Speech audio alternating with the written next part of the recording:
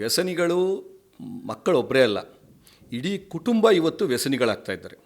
ಪಾಲಕ ಪೋಷಕರದ್ದು ಕೂಡ ಇದರಲ್ಲಿ ಅತ್ಯಂತ ಮುಖ್ಯವಾದಂಥ ಪಾತ್ರ ಇದೆ.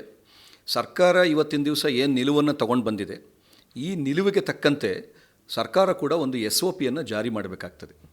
ಆ SOPಯನ್ನು ಜಾರಿ ಮಾಡುವಾಗ ಏನು ಇವತ್ತಿನ ದಿವಸ ಶಿಕ್ಷಣ ಇಲಾಖೆಯನ್ನು ಮಧ್ಯಸ್ಥಿಕೆ ವಹಿಸಿಕೊಂಡು ಶಿಕ್ಷಣ ಇಲಾಖೆಯ ಮುಖಾಂತರ ಎಲ್ಲ ಶಿಕ್ಷಣ ಸಂಸ್ಥೆಗಳಿಗೂ, ಸರ್ಕಾರಿ ಶಿಕ್ಷಣ ಸಂಸ್ಥೆ, ಅನುದಾನಿತ ಅನುದಾನ ರಹಿತ ಎಲ್ಲ ಶಿಕ್ಷಣ ಸಂಸ್ಥೆಗಳಿಗೂ ಕೂಡ ಅದೊಂದೇ ಅಲ್ಲದೆ ಇವತ್ತಿನ ದಿವಸ ಟ್ಯೂಷನ್ ಸೆಂಟರ್ಸ್ ಏನಿದೆ, ಈಗ JEE ಇರ್ಬೋದು, ನೀಟ್ ಇರ್ಬೋದು, ಇವೆಲ್ಲ ಕೋಚಿಂಗ್ ಸೆಂಟರ್ಸ್ಗಳು ಕೂಡ ವಿಪರೀತ ಎಲ್ಲೋ ಒಂದು ಕಡೆ ನಾಗಾಲೋಟದಲ್ಲಿ ಓಡ್ತಾ ಇರ್ತಕ್ಕಂಥ ಪ್ರಪಂಚದಲ್ಲಿ ಎಲ್ಲವೂ ಕೂಡ ಮೊಬೈಲ್ನಲ್ಲೇ ನಡೀತಾ ಇದೆ.